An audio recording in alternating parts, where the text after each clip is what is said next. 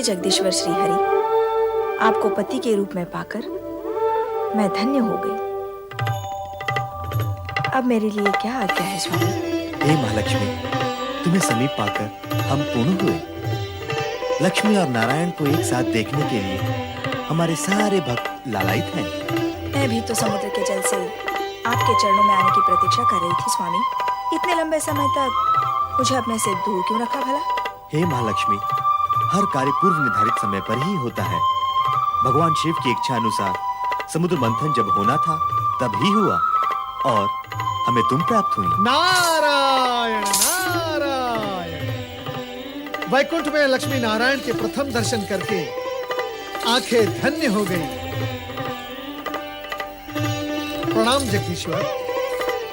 प्रणाम माते। ये सृजनकर्ता ब्रह्मा जी के मानस पुत्र नारद है महादेवी, जो सारी सृष्टि में भ्रमण करते हुए भगवत भक्ति का प्रचार करते हैं। और अब मैं लक्ष्मी नारायण की भक्ति का प्रचार करूंगा। माता लक्ष्मी, आप तो धन वैभव की देवी हैं। आपके भक्तगण आपकी आराधना के बिना धन धान्य और वैभव कैसे प्राप्त कर सकते हैं? नारद जी, हमारी इतनी प्रशंसा न कीजिए, कहीं हमें अभिमान हो गया तो? नारायण नारायण। जो स्वयं भगवान श्री हरि के चरणों में विराजमान हो, उसे तो अभिमान छू भी नहीं सकता माते। महादेवी, कितने चतुर हैं हमारे परम भक्त देव ऋषि। आपको अभिमान न हो, इसका प्रबंध इन्होंने अभी से ही कर दिया। ऐसा कहकर आप मुझे लज्जित न कीजिए प्रभु। मैं तो माता लक्ष्मी के चरणों की रज के समान हूँ। धन्य हो नारद। अब यह बताओ, तुम्हारे आने का प्रयोजन क्या है? प्रभु, आप मुझे प्रयोजन पूछकर लज्जित न कीजिए। माता लक्ष्मी समुद्र मंथन के बाद प्रथम वैकुंठ पधारी हैं। आप दोनों के एक साथ दर्शन करने हेतु चला आया। नारद, आपको तो ज्ञात है कि हमसे किसी की भी मन की बात छुपी नहीं रहती। आप महालक्ष्मी के दर्शन के साथ साथ एक और भी प्रयोजन लेकर आए हैं। जब आपको सब कुछ ज्ञात है तो आप स्वयं ही बता दीजिए ना। कभी-कभी मैं अपने मन की बात भी नहीं समझ पाता। नारायण नारायण। ओम नमः शिवाय। भगवान शिव ने समुद्र मंथन से निकले विष का पान करके सृष्टि को नष्ट होने से बचा लिया। इसके लिए हमें उनका धन्यवाद व्यक्त करना है। क्यों देव ऋषि? आप सत्य कह रहे हैं प्रभु। मैं अभी ब्रह्मलोक से चला आ रहा हूँ। परमपिता ब्रह्मदेव ने भी मुझसे यही कहा। उन्होंने ये भी कहा कि देवराज इंद्र सहित सभी देवता भगवान शिव शंकर के प्रति अपना आभार व्यक्त करने के लिए कैलाश की ओर प्रस्थान कर रहे हैं। तब तो हमें भी वहां प्रस्थान करना होगा। कैलाश में भगवान शिव तथा माता सती के दर्शन भी हो जाएंगे। यह तो अति उत्तम विचार है देवी। अब आप मेरे यहाँ आने का प्रयोजन समझ गए प्रभु। नारायण नारायण। सच पूछिए तो मैं आप दोनों को यहाँ से कैलाश ले जाने आया हूँ, परमपिता ब्रह्मदेव की आज्ञा से। आप तो सचमुच चतुर हैं नारद जी। प्रभु आपसे भली भांति परिचित हैं। तो चलो कैलाश चलते हैं। ओम नमः शिवाय। ओम नमः शिवाय। ओम नमः शिवाय। ओम नमः शिवाय। ओम नमः शिवाय। ओम नमः शिवाय। ओम नमः शिवाय। ओम नमः शिवाय। ओम नमः शिवाय। ओम नमः शिवाय। ओम नमः शिवाय। ओम नमः शिवाय। ओम नमः शिवाय। ओम नमः शिवाय। त्रिलोकीनाथ भगवान शिव शंकर की जय। चराचरपति देवादिदेव महादेव की जय। शक्ति रूपिणी देवी सती की जय। भूत भावन भगवान शिव शंकर की जय। हे सदाशिव, जन कल्याण के निमित्त आपने हलाल अपने कंठ में धारण करके सृष्टि के सभी प्राणियों की रक्षा की है। हम सभी की ओर से आपको कोटि कोटि नमन। ब्रह्मदेव, हमें श्री हरि विष्णु का आभार मानना होगा। इन्होंने पहले कश्यप फिर मोहिनी रूप धारण किया, राहु का वध किया और अमृत की रक्षा की। समुद्र मंथन के सफल आयोजन ने न्याय और नीति की सार्थकता सिद्ध कर दी है भोलेनाथ। देवताओं को स्वर्ग मिला और असुरों को उनके कर्मों का फल। श्री हरि, सबसे अधिक लाभ तो आपको हुआ है। भगवती लक्ष्मी जो आपको प्राप्त हो गई। देवी सती, सत्य तो ये है कि मुझे श्रीहरि प्राप्त हुए। इनसे अधिक लाभ तो मुझे हुआ है। नारायण नारायण। लाभ हानि की इस चर्चा में इस सत्य को हम सब भूलते जा रहे हैं कि समुद्र मंथन का मूलभूत विचार परम पिता ब्रह्मा जी का था। माता सरस्वती की सुमधुर वीणा के झंकार से यदि परमपिता ब्रह्मा जी की सृजनशीलता जागृत न होती तो समुद्र मंथन ही न होता।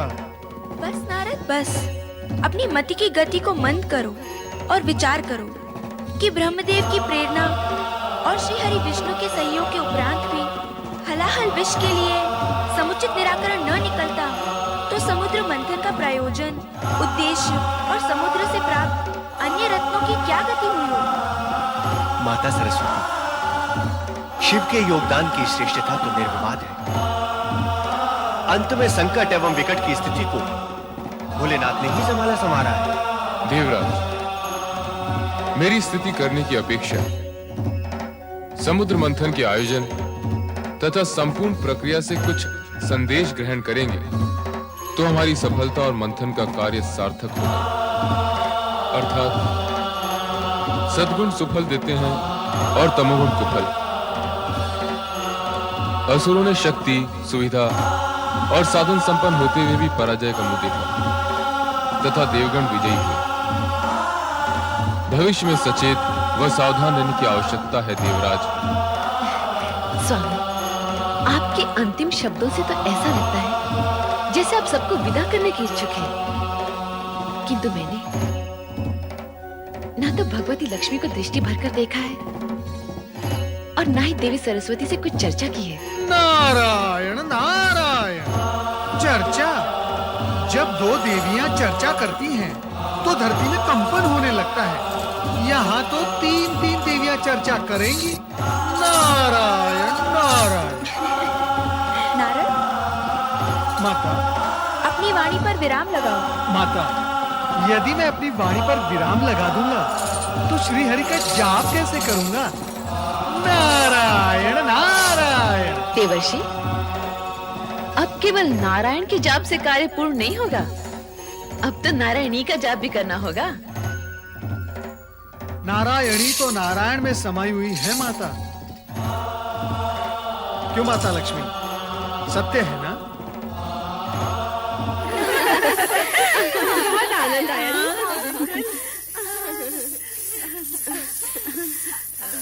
प्रणाम पिताश्री। प्रणाम माते।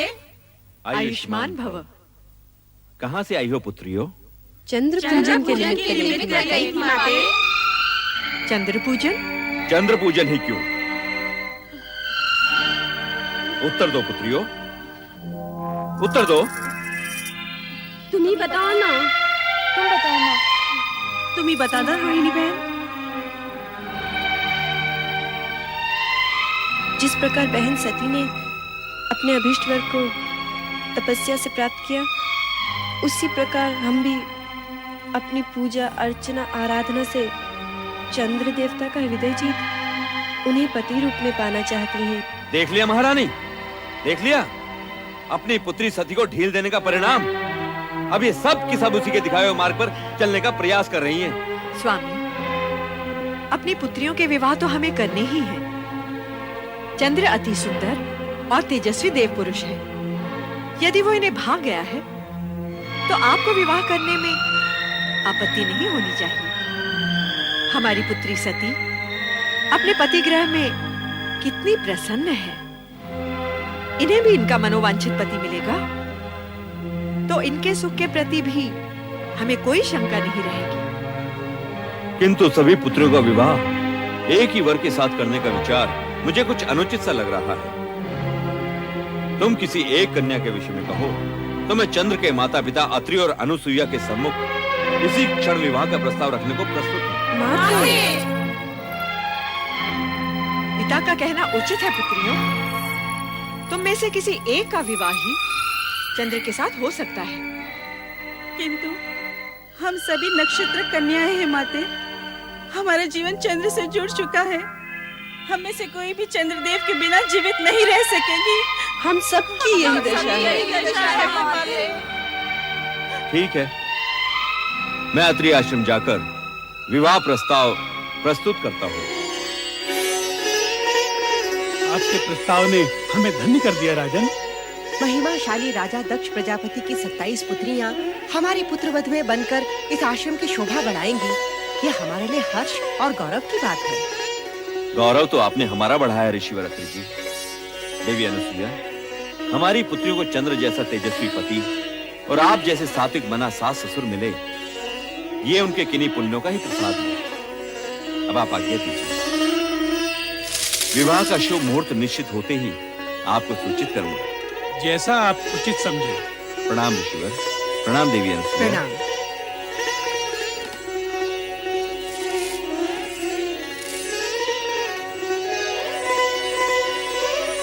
सत्ताईस नक्षत्र कन्याओं के आगमन से यह आश्रम जगमगा उठेगा। आश्रम ही नहीं, आकाश से स्थित चंद्र महल भी। किंतु क्या स्वामी? मैं सोच रहा था, हमारे पुत्र चंद्र का चित्त अति चंचल है। क्या वो 27 पत्नियों के प्रति अपना पति धर्म एक रूपता से निभा पाएगा? विवाह के बाद का चिंतन ना करें स्वामी।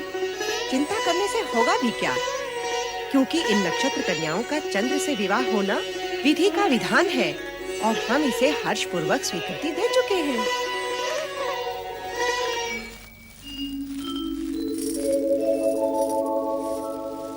रूपोद्यान प्रफुल्ल प्राय कलिका राकेन्दु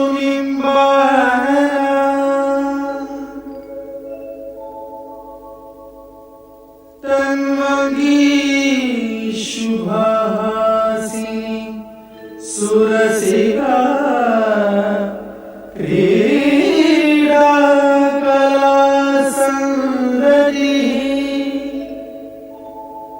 शोभा वारिणी सूर्यमयी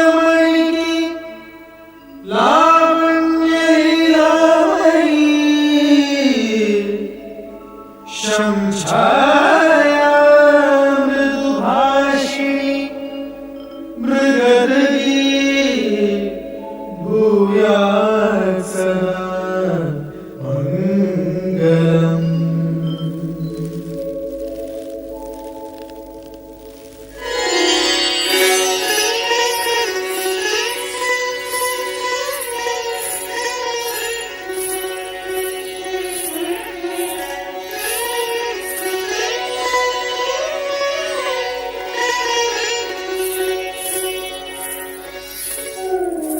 स्वामी रोहिणी को लेकर कक्ष में चले गए। हमसे बात भी नहीं की। क्या हम बात करने के योग्य भी नहीं थे, जो हमें बिना कोई आदेश दिए चले गए?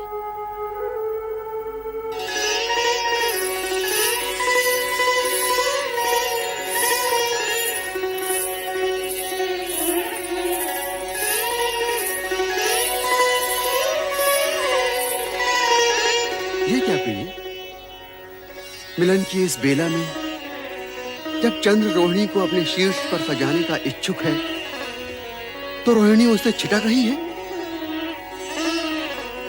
क्या हम तुम्हें प्रिय नहीं? आप जैसे सुदर्शन पति को पाने के पश्चात भला कौन पत्नी ये कहेगी? किंतु आपका प्रेम ग्रहण करते हुए मेरे मन में ऐसे भाव आ रहे हैं जैसे मैं अपनी बहनों का प्रेम अंश उनसे छीन रही हूँ। प्रिय, पत्नी होना एक धर्म है, प्रेमिका एक भाव। तुम्हारी बहनें मेरी पत्नी अवश्य हैं, परंतु मैं प्रेम केवल तुम्ही से करता हूं। कि रात्रि की बेला बातों में व्यर्थ गंवाने के लिए नहीं है प्रिय। चलो विहार करें। अभी आपने कहा कि पत्नी होना एक धर्म है, इसी प्रकार पति होना भी एक धर्म है। और ये धर्म कहता है कि अपने प्रेम को सभी पत्नियों में समान रूप से वितरित किया जाए। किंतु आपने मेरी अन्य बहनों को प्रेम पिपासा में छोड़कर उचित नहीं किया। उनकी दशा उस चकोरी के समान हो गई है जो चंद्र के लिए हमेशा तड़पती रहती है। ऐसा प्रतीत होता है कि हम सबसे अधिक प्रेम स्वामी रोहिणी को ही करते हैं। विवाह 27 दक्ष पुत्रियों के साथ और प्रेम केवल एक के साथ, ये तो सर्वथा अन्याय है। हाँ, अन्याय है। ये अन्याय असहनीय है, दुखदायी है। क्या हमारा जीवन पति प्रेम पाने के लिए इसी प्रकार तड़पता रहेगा? नहीं, पति प्रेम पाने के लिए हमें कोई न कोई उपाय करना ही होगा, प्रयत्न करना ही होगा कि हम स्वामी के प्रेम पात्र बने, प्रेम पात्र अवश्य बने। तभी से तुम्हें प्राप्त करने की कामना में दग्ध हो रहा हूँ। जब तुम्हें प्रथम बार देखा था और अब जब हम मिलन के इतने निकट हैं, तो तुम तर्क पर तर्क की जा रही हो। मैंने तो केवल इतना कहा कि पति रूप में अपनी अन्य पत्नियों की उपेक्षा करना आपका धर्म नहीं है। प्रेम, धर्म, कर्म, जात, पात, रीति नीति कुछ नहीं जानता। प्रेम की परिभाषा तो सबसे निराली होती है, और यदि तुम इस परिभाषा का अर्थ जान जाओगी तो स्वयं कच्चे धागे की तरह मेरे पीछे पीछे खिंची चली आओगी। मंथन में प्राप्त हुए अमृत को छल द्वारा पान करने के कारण न केवल राहु का शिरोच्छेद हुआ, प्रत्युत देवताओं को पुनः स्वर्ग की प्राप्ति हुई। इस सफलता का श्रेय भगवान शिव को देकर देवगणों ने उनका आभार व्यक्त किया। दूसरी ओर दक्ष की 27 कन्याएं चंद्र को पति रूप में पाने की इच्छुक हैं। स्थितिवश दक्ष चंद्र के माता पिता अत्रि व अनुसूया से निवेदन कर विवाह की स्वीकृति प्राप्त कर लेते हैं, किंतु विवाह संपन्न होने पर चंद्र केवल रोहिणी को ही मान्यता देकर शेष पत्नियों को रुष्ट कर देते हैं।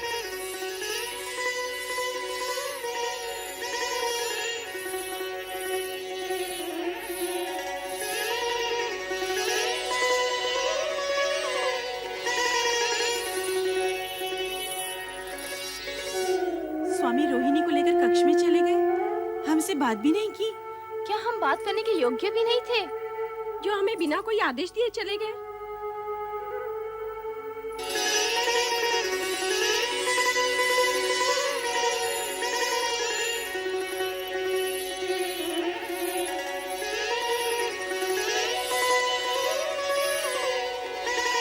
ये क्या प्रिय?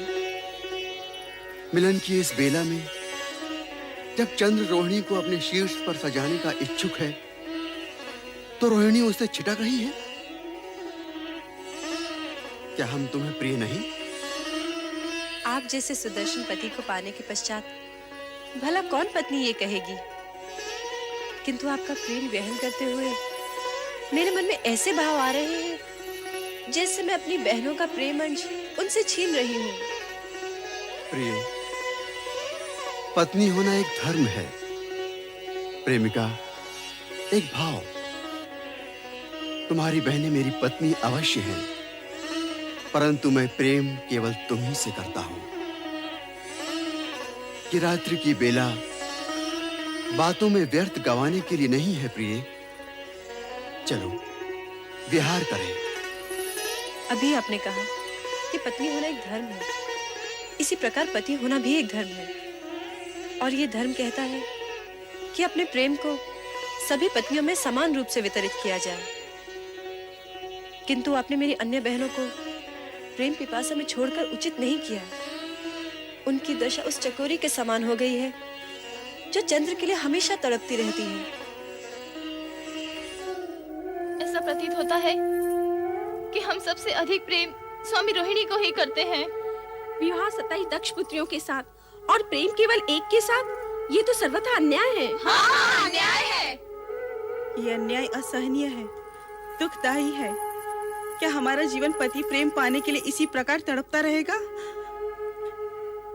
नहीं, पति प्रेम पाने के लिए हमें कोई न कोई उपाय करना ही होगा, प्रयत्न करना ही होगा कि हम स्वामी के प्रेम पात्र बने, प्रेम पात्र अवश्य बने। तभी से तुम्हें प्राप्त करने की कामना में दग्ध हो रहा हूं। जब तुम्हें प्रथम बार देखा था और अब जब हम मिलन के इतने निकट हैं, तो तुम तर्क पर तर्क किए जा रही हो। मैंने तो केवल इतना कहा कि पति रूप में अपनी अन्य पत्नियों की उपेक्षा करना आपका धर्म नहीं है। प्रेम, धर्म, कर्म, जात, पात, रीति, नीति कुछ नहीं जानता। प्रेम की परिभाषा तो सबसे निराली होती है, और यदि तुम इस परिभाषा का अर्थ जान जाओगी तो स्वयं कच्चे धागे की तरह मेरे पीछे पीछे खिंची चली आओगी।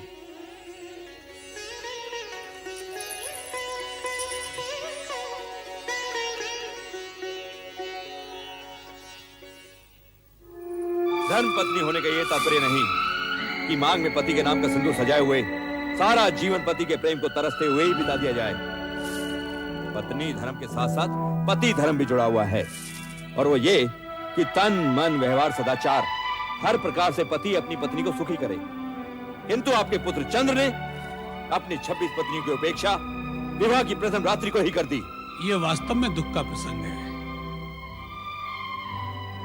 जब राजा दक्ष विवाह प्रस्ताव लाए थे, उस समय तुम अत्यंत प्रसन्न हो रही थी, किंतु मैंने कहा था कि चंद्र का चंचल स्वभाव क्या सभी पत्नियों के प्रति उसे न्याय करने देगा?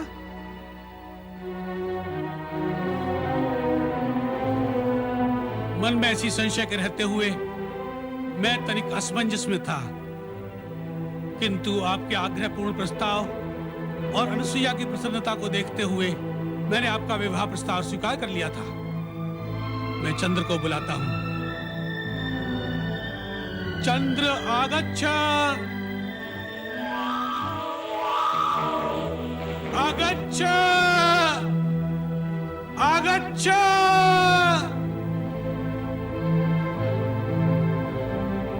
पिताजी ने हमें स्मरण किया है। चलो चलते हैं।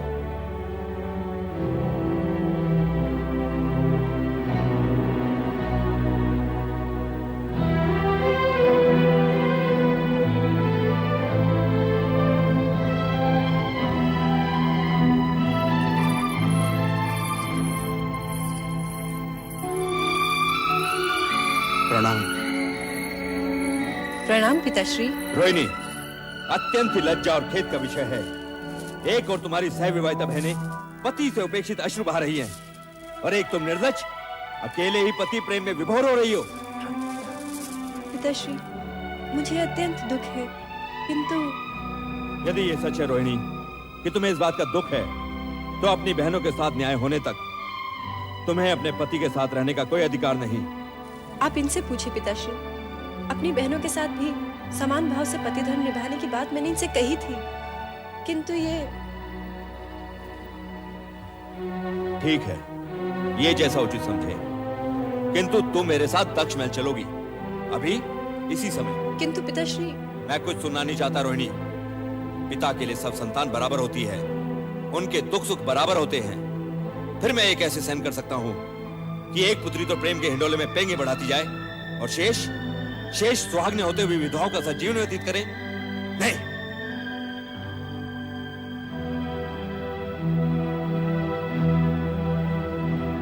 देवी अनुसुईया, ऋषिवर, आप मुझे रोहिणी को अपने साथ ले जाने की अनुमति दें। आपने जो सोचा वही उचित है। क्यों स्वामी? मैं भी राजा दक्ष के विचार का समर्थन करता हूँ। रोहिणी, दक्ष महल के लिए प्रस्थान करो। जैसी आपकी आज्ञा। चलो रोहिणी।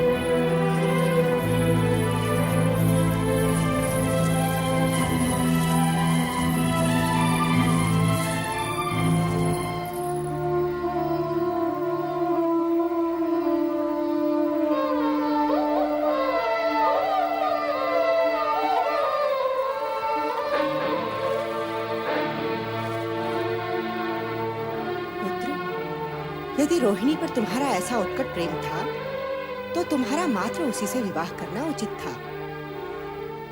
किंतु अब जब तुम्हारी 27 पत्नियां हैं, तो तुम्हें सभी को अपने प्रेम का दान देना होगा। प्रेम तो हृदय से उत्पन्न होता है, और मेरे हृदय पर तो मेरा अधिकार ही नहीं रहा। वो तो तभी रोहिणी का हो गया था जब मैंने उसे प्रथम बार देखा था, और अब तो मेरे हृदय और मेरी आंखों में केवल रोहिणी की ही छवि है। रोहिणी से मेरा मिलन शीघ्र ही करा दीजिए, हे शिव शंकर। अश्विनी, फाल्गुनी, उत्तरा, रोहिणी, चंद्र ने तुम लोगों के साथ जो कुछ किया है उसका प्रायश्चित अब ये रोहिणी करेगी। रोहिणी, हम इसे चंद्र से दूर ले आए हैं। पिताश्री, तुम्हारा दुख मेरा दुख है बहनों। मैं तो तब भी विवश थी और अब भी विवश हूँ। रोहिणी, हम तुम्हें दुखी देखना नहीं चाहते, बस सिर्फ हम न्याय चाहते हैं। जब तक रोहिणी चंद्र के पास रहेगी तुम सबको न्याय नहीं मिल सकता, इसलिए हम रोहिणी को यहाँ ले आए हैं। ये आपने ठीक नहीं किया स्वामी। अपने जमाता चंद्र को दुखी करने का आपको कोई अधिकार नहीं। महारानी, तुम हमारे अधिकार को चुनौती नहीं दे सकती। हम दक्ष प्रजापति हैं। प्रजा के प्रत्येक व्यक्ति के सुख का ध्यान रखना हमारा कर्तव्य है। तो फिर क्या हम अपनी पुत्रियों को सुख से आंखें फेर दें? ये कदापि नहीं हो सकता महारानी, कदापि नहीं हो सकता। तुम उनके पास लौट जाओ रोहिणी बहन।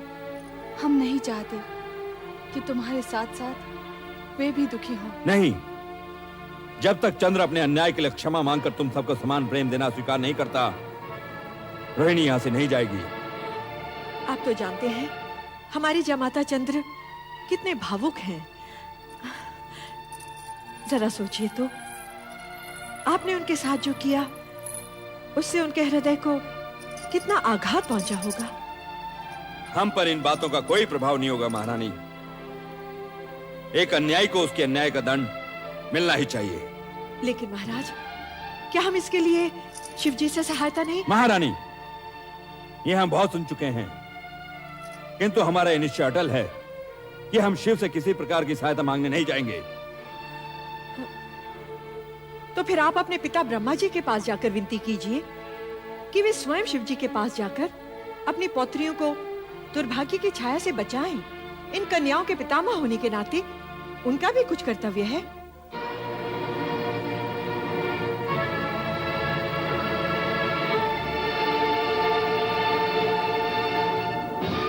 दक्ष कन्याओं से विवाहोपरांत चंद्रदेव ने रोहिणी के प्रति आकर्षण और शेष के प्रति विकर्षण प्रकट किया तो रोहिणी चिंतित हुई। उसकी सभी बहनों ने पिता दक्ष के समक्ष अपना दुख प्रकट किया। क्रोधित दक्ष चंद्र को प्रताड़ित करके रोहिणी को बलपूर्वक अपने साथ ले आते हैं, जहां उसकी बहनें तथा माता वीरणी और अधिक दुखी हो जाती हैं। चंद्र अपने अन्याय के लिए क्षमा मांगकर तुम सबको समान प्रेम देना स्वीकार नहीं करता, रोहिणी यहाँ से नहीं जाएगी। आप तो जानते हैं हमारी जमाता चंद्र कितने भावुक हैं। जरा सोचिए तो, आपने उनके साथ जो किया उससे उनके हृदय को कितना आघात पहुंचा होगा। हम पर इन बातों का कोई प्रभाव नहीं होगा महारानी। एक अन्यायी को उसके अन्याय का दंड मिलना ही चाहिए। लेकिन महाराज, क्या हम इसके लिए शिव जी से सहायता नहीं? महारानी, ये हम बहुत सुन चुके हैं, किंतु हमारा ये निश्चय अटल है कि हम शिव से किसी प्रकार की सहायता मांगने नहीं जाएंगे। तो फिर आप अपने पिता ब्रह्मा जी के पास जाकर विनती कीजिए कि वे स्वयं शिव जी के पास जाकर अपनी पौत्रियों को दुर्भाग्य की छाया से बचाएं।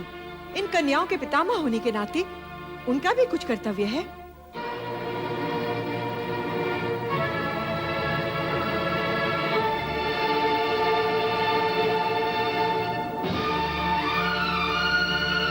ठीक है महारानी, तुम्हारी इस बात पर हम अवश्य विचार करेंगे।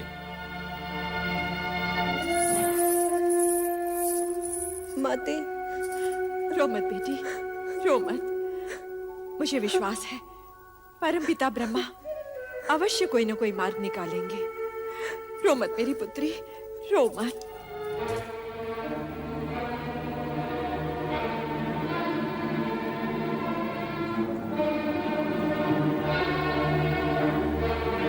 भ्राता दक्ष, नारायण नारायण। भ्राता दक्ष, आप पृथ्वी का अपना राज्य छोड़कर यहाँ कहाँ भटक रहे हैं? देवर्षि नारद, चंद्र को अपना जामाता बनाने का दंड भुगत रहा हूँ। नारायण नारायण। अर्थात चंद्रदेव ने आपको कष्ट पहुंचाया, परंतु चंद्रदेव तो बेचारे सुंदर, शीतल और प्रेम से भरे हैं। वे आपको कष्ट कैसे पहुंचा सकते हैं? देवर्षि, चंद्र की प्रशंसा सुन हमारा क्रोध जाग उठता है। आप कोई और बात कीजिए। भ्राता, जैसी आपकी इच्छा, परंतु आपकी समस्या क्या है? देवर्षि, ये तो हो ही नहीं सकता कि आपको मेरी समस्या का पता ना हो। चंद्र ने रोहिणी के कारण मेरी 26 पुत्रियों को उपेक्षित कर दिया है और ये बात पूरे संसार में फैल चुकी है। और आप तो घर घर का हाल जानते हैं। नारायण नारायण। मैं आपसे असत्य नहीं कहूंगा भ्राता दक्ष। मैं जानता सब कुछ हूं, परंतु आपके इस व्यवहार से प्रसन्न नहीं हूं। अपनी पुत्रियों के पति के साथ क्या कोई ऐसा रूखा व्यवहार करता है? उन्हें तो प्यार से मनाना चाहिए। अर्थात आप भी उसी का पक्ष ले रहे हैं देवर्षि। तो ये भी जान लीजिए कि यदि चंद्र चुपचाप अपनी पत्नियों को अपने साथ ले जाकर क्षमा मांग लेगा तो हम भी उसे क्षमा कर देंगे। अन्यथा परिणाम अनिष्ट होगा। जाकर कह दीजिए चंद्र से। नारायण नारायण। धन्य हो भोलेनाथ, धन्य हो। चंद्र और दक्ष प्रजापति की बुद्धि विपरीत करने में जगत कल्याण का मार्ग अवश्य छुपा हुआ होगा। आपकी लीला आप ही जाने। ओम नमः शिवाय। ओम नमः शिवाय। ओम चंद्र। नमः शिवाय। चंद्र। ओम नमः शिवाय। बेटा चंद्र। ओम नमः शिवाय। चंद्र। ओम नमः शिवाय। बेटा चंद्र। ओम नमः शिवाय। कहाँ है तू चंद्र? ओम नमः शिवाय। चंद्र तो चला गया देवी। मैंने उसे बहुतेरा रोका, किंतु उसे रोक पाना संभव नहीं था। रोहिणी के जाने से चंद्र के मन को आघात लगा है। उसे यहाँ से नहीं जाने देना था। मुझे तो लक्षण कुछ अच्छे दिखाई नहीं दे रहे देवी अनसुईया। दक्ष का मुंह, चंद्र का विषाद, लगता है कहीं कुछ अनिष्ट न हो जाए। ऐसा अशुभ न बोलिए स्वामी। प्रभु से प्रार्थना कीजिए कि हमारा चंद्र इस संकट से सकुशल निकल आए। अब तो भगवान शिव शंकर का ही आसरा है। चलो देवी, हम दोनों मिलकर भगवान शिव की आराधना करें। ओम नमः शिवाय। ओम नमः शिवाय।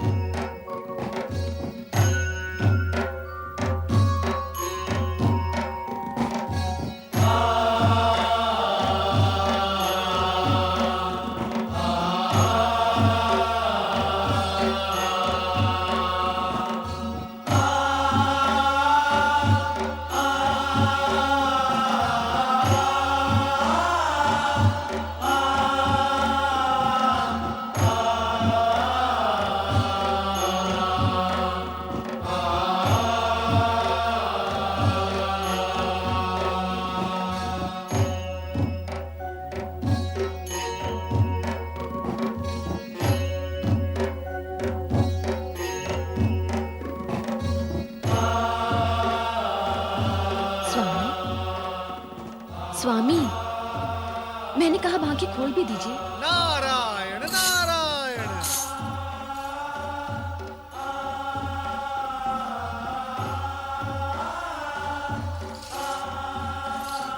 प्रभु, मेरे इतने पुकारने पर भी आपकी पलक तनिक भी नहीं हिली और देवर्षि के आते ही आपने अपने नेत्र खोल दिए। अर्धांगिनी की अपेक्षा भक्त के प्रति भगवान को विशेष सचेत रहना पड़ता है। नारायण नारायण। प्रभु, आपने इस भक्त को प्रसन्न करने के लिए देवी सती को कुंठित कर दिया। कुंठित? मैं? कदापि नहीं। कभी कभी थोड़ी बहुत उल्हाने, थोड़े हास्य, थोड़े परिहास, इन्हीं से तो पति पत्नी का प्रेम बढ़ता है ना प्रभु? तुम्हारा मंतव्य है कि प्रेम के विस्तार के लिए मैं भी ये सब करूं? देवी सती, आपको तो प्रतिक्षण भगवान शिव के निकट रहने का सुख प्राप्त है, परंतु हम भक्तों को भगवान शिव के एक क्षण भी दर्शन हो जाए तो हम धन्य होकर चले जाते हैं। नारद जी, कहीं आपको मुझसे ईर्ष्या तो नहीं हो रही? नारायण नारायण नारायण। देवी सती, ये कैसे हो सकता है? मैं बाल ब्रह्मचारी अवश्य हूं, परंतु मैं विवाह संस्था भी मानता हूं। पति पत्नी को एक दूसरे के नैकट्य का सुख अति आवश्यक है।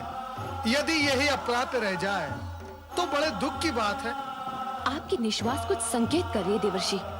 स्पष्ट कहिए, आपके कहने का तात्पर्य क्या है? यही कि आपकी बहन रोहिणी और उनके पति चंद्र का एक दूसरे के प्रति अति प्रेम और नैकट्य सुख आपकी अन्य बहनों के लिए दुख का कारण बन गया है। देवी सती, आपके माता पिता भी अत्यधिक चिंतित है।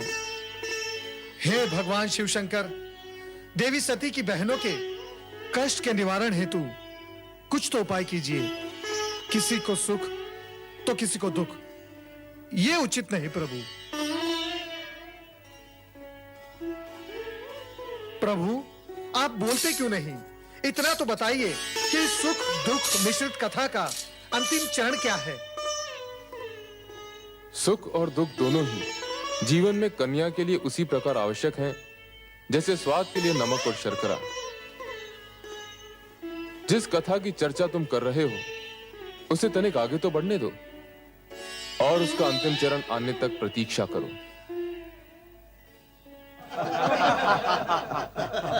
देवराज, देवराज, देवराज, गुरु बृहस्पति, देवराज इंद्र, देवी इंद्राणी और समस्त देवतागण, अत्यंत कष्टकारक समाचार है। कष्टकारक समाचार?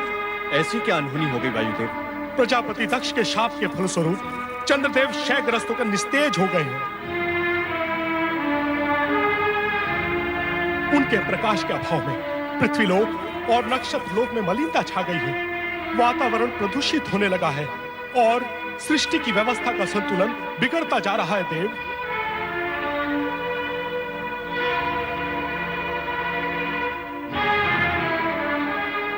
ये तो निसंदेह दुखद समाचार है वायुदेव। यदि शीघ्र इस समस्या के निराकरण हेतु कोई उपाय न किया गया तो चंद्रदेव सदा सदा के लिए निस्तेज हो जाएंगे। पुत्र चंद्र,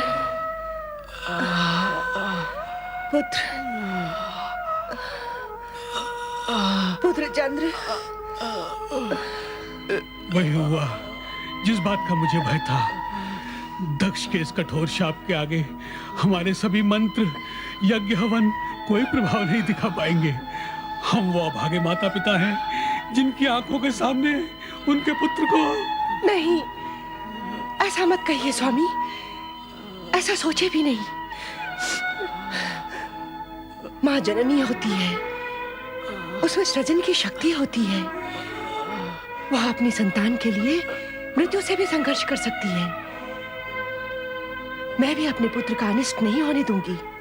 परमपिता, क्या चंद्र सदा के लिए अस्त हो जाएगा? क्या आप नक्षत्रों को नए सिरे से अपने मार्ग निश्चित करने होंगे? कुछ तो कीजिए। हे सृष्टिकर्ता, आपकी सृष्टि पर संकट मंडरा रहा है। ये सत्य है, चंद्र से अपराध हुआ है, और यह भी सत्य है कि दक्ष ने क्रोध में आकर अपने अपराधी जामाता को श्राप दे डाला। उसे यह भी ध्यान न रहा कि चंद्र मात्र दक्ष का जामाता नहीं, सृष्टि का एक आवश्यक यंत्र भी है। उसके न रहने से पृथ्वी का संचालन डामाडोल भी हो सकता है। किंतु तो क्या सृष्टि समाप्ति के कगार पर पहुंचने वाली है परमपिता? मुझे ऐसा प्रतीत होता है कि सृष्टि की रचनात्मक शक्तियों का यह द्वंद्व एक सीमा से आगे नहीं बढ़ेगा। इस दशा में मुझे विचार करना होगा। विचार।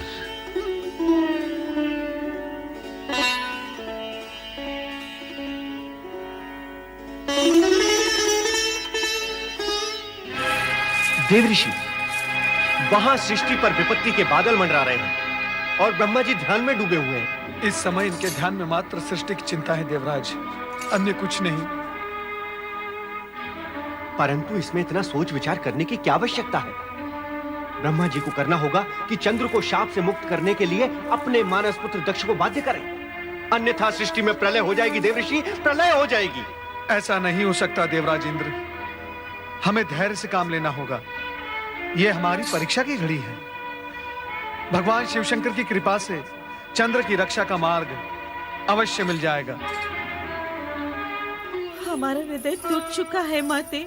कैसे पिता है हमारे, एक हाथ से हमारा कन्यादान करके हमें सौभाग्यवती होने का आशीर्वाद दिया और दूसरे हाथ से छीन भी लिया। माते, उनसे कहो कि हमें पति का प्रेम नहीं, उनकी आयु और हमारा सौभाग्य चाहिए। पिता अपना श्राप लौटा ले और हमें हमारा पति दे दे। वे जैसे भी हैं, हम उनके साथ जीवन निर्वाह करेंगे। तुम्हें कैसे समझाएं पुत्रिया? दिया हुआ श्राप लौटाया नहीं जा सकता, ये असंभव है। हाँ, अब एक आसरा है, भगवान शिव शंकर। वो भक्त वत्सल हैं, भोलेनाथ हैं। यदि उन्हें तुम बहनों पर दया आ गई तो चंद्र को नया जीवन और तुम सबको तुम्हारा सौभाग्य सिंदूर भी मिल सकता है। तुम धैर्य मत छोड़ो अश्विनी, तुम सबकी मनोकामना अवश्य पूरी होगी।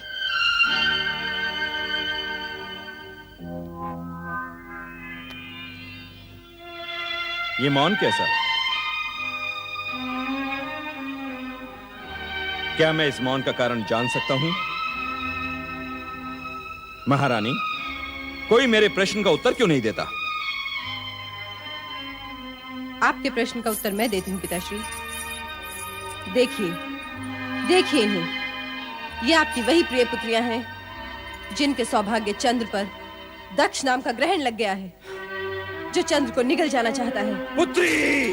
क्रोधित मत होइए पिताश्री, और इतना मंगल करने के पश्चात आपको मुझे पुत्री कहने का भी कोई अधिकार नहीं। मैं जा रही हूँ अपने पति के पास। तुम वहां नहीं जाओगी, और यदि तुमने मेरी आज्ञा की अवहेलना की तो आप मुझे भी श्राप दे दीजिएगा। इससे अधिक आप कर भी क्या सकते हैं? माते, जीवन मृत्यु के इन संघर्ष क्षणों में मैं अपने पति को एकाकी नहीं छोड़ सकती। मैं जा रही हूँ। रोहिणी, यदि तुमने इस महल की चौखट भी लांगी तो मैं तुम्हें श्राप दे दूंगा। बस कीजिए, बस। यदि आप इन पुत्रियों के पिता हैं तो मैं माता हूँ। प्रसव पीड़ा आपने नहीं, मैंने सही है। यदि आपने अपने मुख से एक भी अपशब्द कहा तो मैं यही की यही अपने प्राण त्याग दूंगी। हाँ।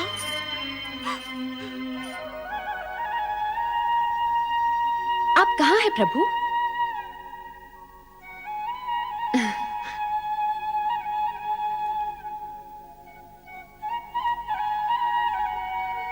आपके चरणों में मेरी पूजा स्वीकार हो प्रभु। नंदी, भृंगी, शिवगणों, प्रणाम सती माता। सती माता की जय। महादेव यहाँ नहीं है। नंदी, वे कहाँ गए? मैं भी स्वयं चकित हूँ माता। जब भोलेनाथ के दर्शन के लिए मैं आया था तो भोलेनाथ यहाँ पर समाधि में लीन थे। अब पता नहीं कहाँ अदृश्य हो चुके हैं। प्रणाम महादेवी सती। संभवतः आप मुझे जानती नहीं, जानेंगी भी कैसे? आप मुझे प्रथम बार देख रही हैं। आप कौन हैं देवी? हम सब ये जानने के लिए उत्सुक हैं। मैं अत्रि ऋषि की धर्मपत्नी चंद्रदेव की माता अनुसुईया हूँ महादेवी सती। महादेव जी और आपके चरणों में प्रणाम करने आई हूँ। आप चंद्रदेव की माता अर्थात मेरी बहनों की सास माता हैं। आपका स्वागत है। आप तो हमारे लिए परम पूज्य हैं। कहाँ है देवाधिदेव महादेव? हम स्वयं आश्चर्यचकित हैं कि वे अचानक कहाँ अदृश्य हो गए। ऐसा लगता है दुर्भाग्य की छाया शीघ्र ही मेरा पीछा नहीं छोड़ेगी। कितनी आशा लेकर आई थी मैं महादेव के दर्शनों के लिए। प्रत्यक्ष अथवा परोक्ष रूप में प्रभु सदाशिव जगत के कण कण में विराजमान है और भक्तों का संकट निवारण करने के लिए तो वे सदा तत्पर रहते हैं। आपके मन में जो है वो कहिए माता। सदाशिव आपकी प्रार्थना अवश्य सुनेंगे। पता नहीं वह कैसी अशुभ घड़ी थी जब दक्ष प्रजापति अपनी पुत्रियों का संबंध हमारे पुत्र चंद्र से करने आए थे। आप कैसी बातें कर रही हैं माता? चंद्र से मेरी बहनों का संबंध तो अटल था। चंद्र से रोहिणी आदि नक्षत्र कन्याओं का विवाह विधि के विधान के अनुसार ही हुआ है और इसे कोई मिथ्या नहीं कर सकता। परंतु विवाह के पश्चात जो भी कुछ हुआ वो निरर्थक कार्य है। सारा संसार जानता है कि मेरा पुत्र चंद्र स्वभाव से चंचल और भावुक है। तुम्हारी सभी बहनों में से रोहिणी ही उसे सबसे अधिक प्रिय है और उसी का परिणाम आज चंद्र भुगत रहा है। क्या हुआ चंद्रदेव को? तुम्हारे पिता दक्ष प्रजापति ने क्रोधित होकर चंद्र को शाप दे डाला है क्षय रोग से ग्रस्त होने का। अब इस संकट से महादेव के अतिरिक्त हमें और कोई नहीं बचा सकता। पिताश्री, ये आपने क्या कर दिया? अपने ही जामाता को श्राप देकर अपनी पुत्रियों को वैधव्य की काली छाया की ओर ढकेल दिया। किंतु माता, मैं आपको विश्वास दिलाती हूँ कि मेरे पिताश्री का श्राप चंद्रदेव को नष्ट नहीं कर सकता। आपको विश्वास है? कैसे? विधाता के विधान के अनुसार सूर्य, चंद्र, ग्रह, नक्षत्र अमर है। प्रलय काल तक इन्हें कोई नहीं मिटा सकता। हाँ, श्राप से इन्हें कष्ट अवश्य हो सकता है। मैं चंद्र के कष्ट निवारण के लिए ही महादेव जी की शरण में आई हूँ। मुझे कष्ट निवारण का कोई उपाय बताइए महादेवी जी। चराचर पति शिव जी की अखंड आराधना से असंभव भी संभव हो जाता है। मैंने भी आराधना द्वारा ही कैलाश में शिव चरणों में स्थान पाया है। श्राप का प्रभाव नष्ट करने का एक ही उपाय है और वो है मृत्युंजय महादेव की आराधना। ओम नमः शिवाय, मृत्युंजय महादेवाय नमोस्तुते।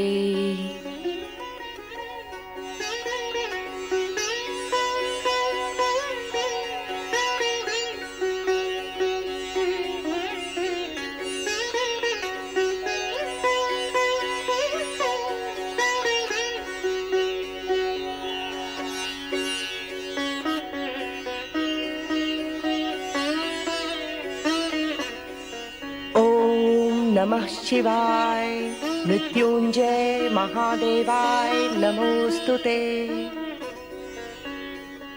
परमपिता ब्रह्मा, आपने शिव आराधना करके चंद्र की श्राप मुक्ति का उपाय अवश्य जान लिया होगा। कृपया हमें बताएं। चंद्र की श्राप मुक्ति का एक ही उपाय है, मृत्युंजय महामंत्र से शिव की आराधना। वो मंत्र है ओम नमः शिवाय, मृत्युंजय महादेवाय नमोस्तुते। मृत्युंजय महामंत्र? हाँ, मृत्युंजय महामंत्र से शिव की अटूट कृपा प्राप्त होती है और मृत्यु का भय दूर हो जाता है। परमपिता, हम सब मिलकर इस मृत्युंजय महामंत्र से शिव की आराधना करेंगे और चंद्र के कष्ट का अंत अवश्य करेंगे परमपिता। परंतु देवराज, मृत्युंजय महामंत्र की अमर ध्वनि का प्रभाव चंद्र पर पड़े, इसके लिए उन्हें स्वयं आरावत के पश्चिमी समुद्र तट जाकर ब्रह्मा क्षेत्र में शिव आराधना करनी होगी। मंत्र ध्वनि के प्रभाव से चंद्र पर पड़े श्राप का प्रभाव धीमे धीमे समाप्त होने लगेगा और शिव की कृपा प्राप्त होगी। समुद्री वातावरण के प्रभाव से चंद्र शीघ्र ही स्वास्थ्य लाभ कर सकेंगे। नारायण नारायण।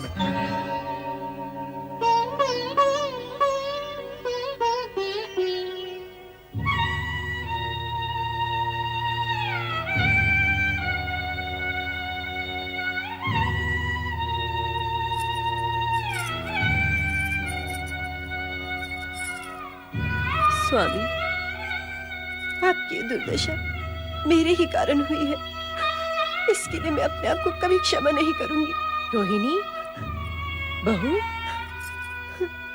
इस तरह अपने आप को दंडित करने से कुछ नहीं होगा। हम दोनों को मिलकर ही चंद्र को बचाने का उपाय करना होगा। माताश्री,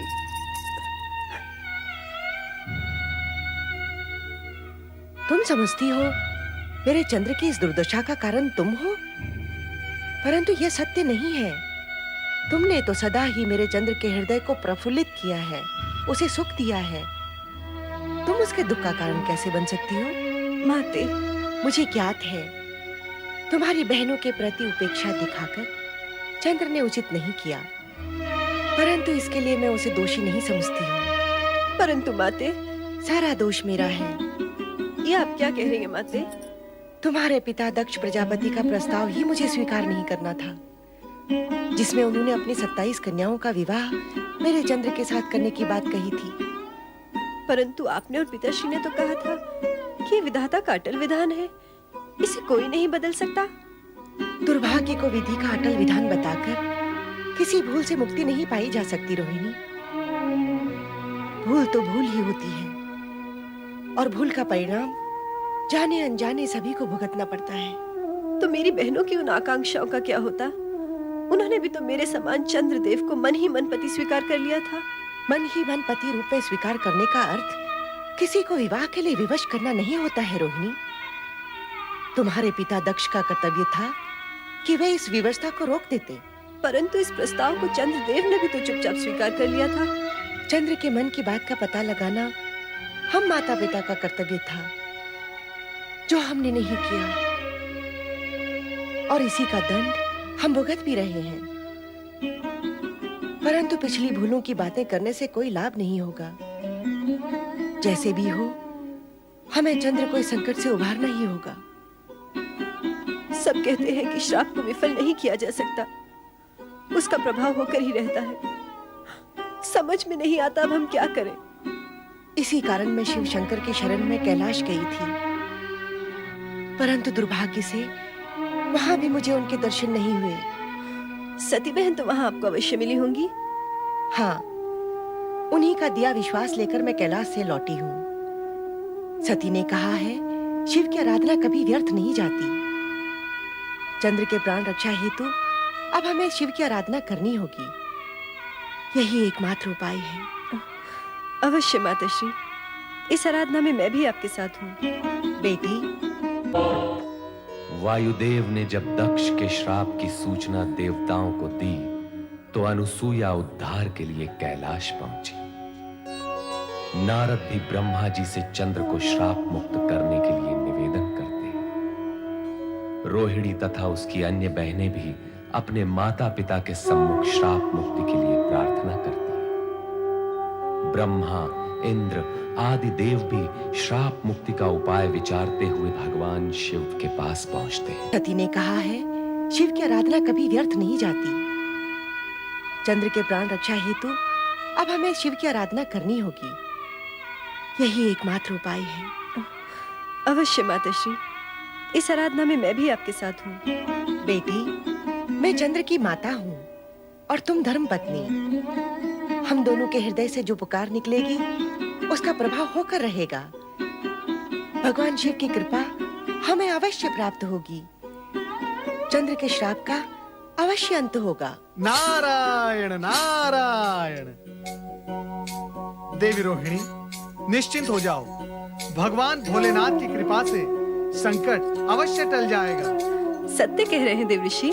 नारायण नारायण। हरि भक्त कभी झूठ नहीं बोलता। परमपिता ब्रह्मा जी ने शिव जी का ध्यान इस संकट की ओर आकर्षित करने का एक उपाय बताया है। कौन सा उपाय देवऋषि? रोहिणी, आर्यवर्त के पश्चिम भाग में प्रमास क्षेत्र है। उसके समुद्र तट पर शिवलिंग स्थापित करके भगवान शिव शंकर का मृत्युंजय जाप निरंतर करने से तुम्हारे पति मृत्यु के मुख में जाते हुए भी लौट आएंगे। परंतु ये मृत्युंजय मंत्र है क्या देवऋषि? ओम नमः शिवाय मृत्युंजय महादेवाय नमोस्तुते।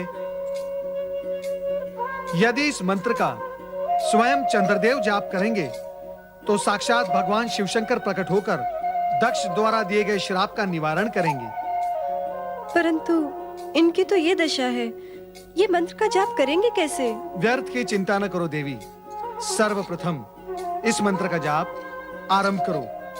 शिव जी की कृपा से मंगल ही मंगल होगा। नारायण नारायण।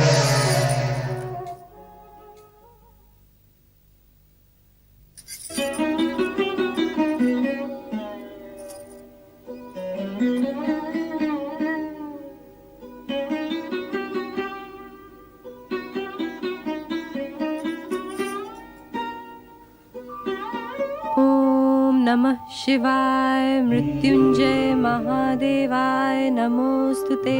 ओम नमः शिवाय मृत्युंजय महादेवाय नमोस्तुते।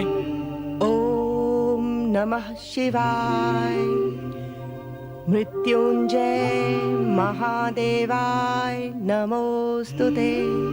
ओम नमः शिवाय मृत्युंजय महादेवाय नमोस्तुते। ओम नमः शिवाय मृत्युंजय महादेवाय नमोस्तुते।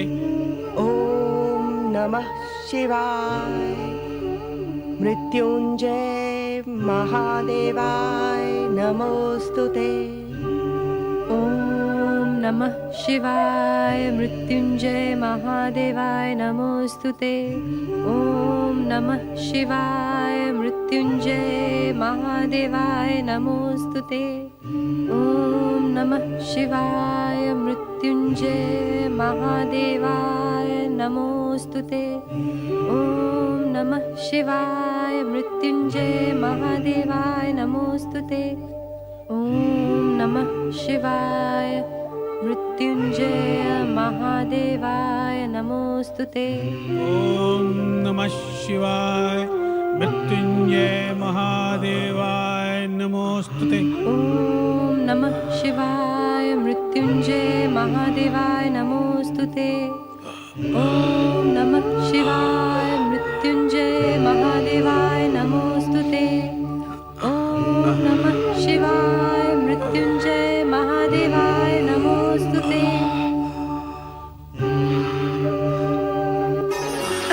स्वामी, स्वामी आप माताश्री।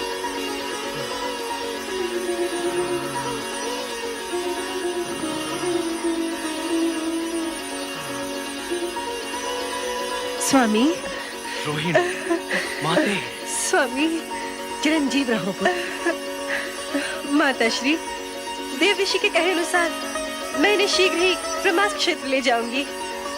मुझे आशीर्वाद दीजिए माताश्री कि मेरा सौभाग्य अक्षुण्ण रहे। मेरा आशीर्वाद सदा तुम्हारे साथ है पुत्री। अखंड सौभाग्यवती भव।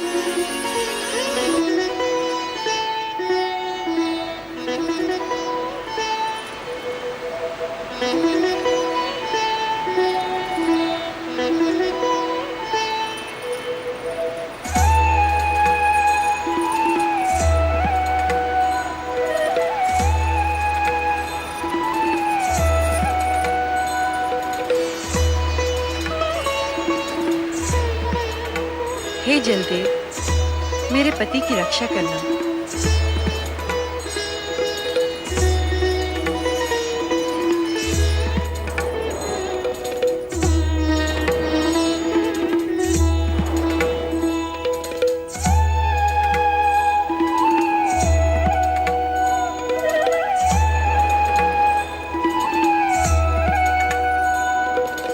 ओम नमः शिवाय मृत्युंजय महादेवाय नमोस्तुते। ओम नमः शिवाय मृत्युंजय महादेवाय नमोस्तुते।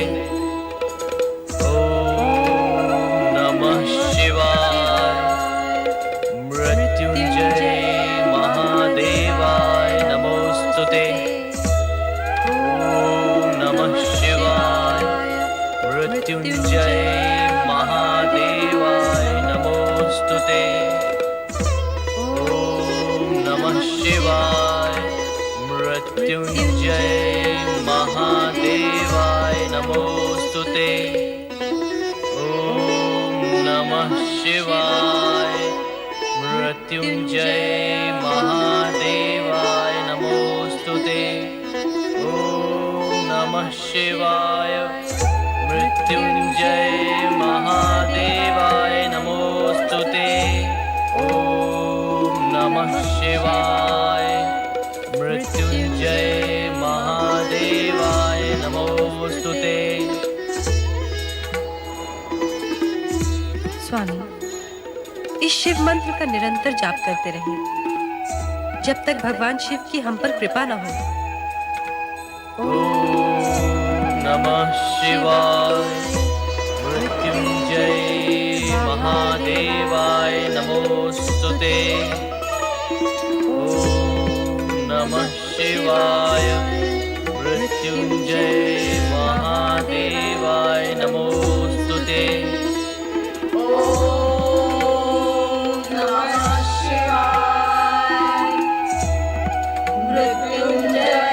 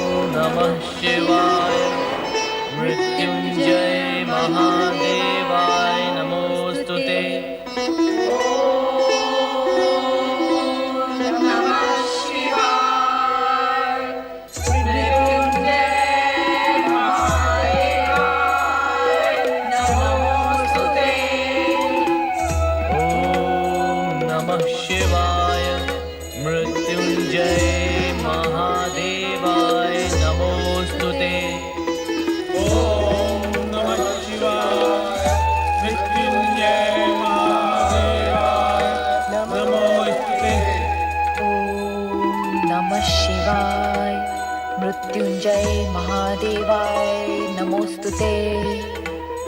ओम नमः शिवाय।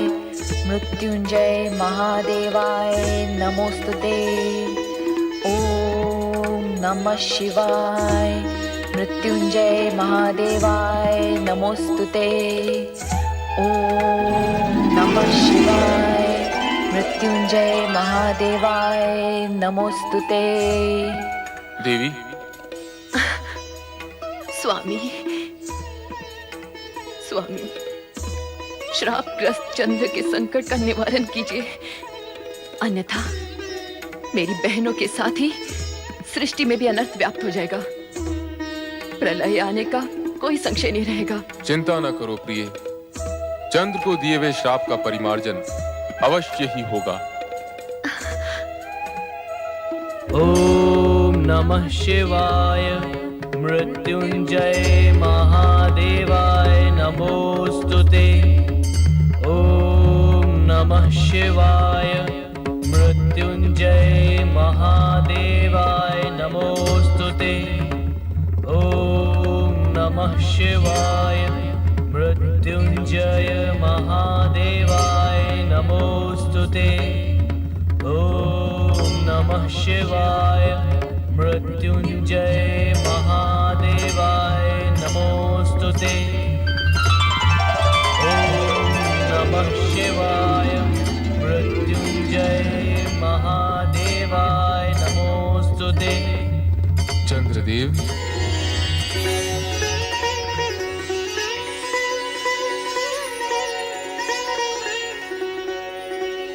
ओम नमः शिवाय।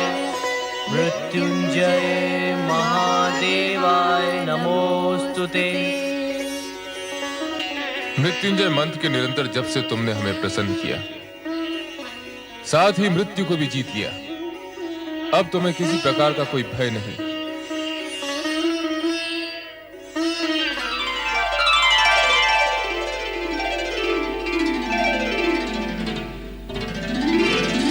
मैं श्राप के प्रभाव से मुक्त हो गया।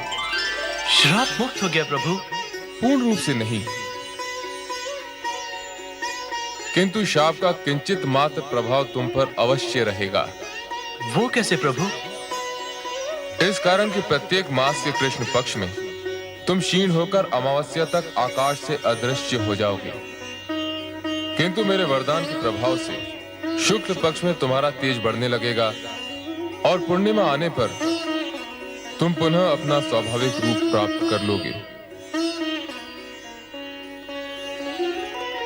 मंगल हो। भगवान, आज्ञा हो तो एक निवेदन करूं? कहो। जिस शिव ज्योति ने आज मेरे रोग का निवारण करके मुझे नवजीवन प्रदान किया, वही आपके अन्य भक्तों की प्राण घातक रोगों से रक्षा करे। अतः निवेदन है कि आपकी ये ज्योति यहीं विराजमान रहे और आने वाले युगों युगों तक शिव भक्तों का कल्याण करती रहे। तथास्तु।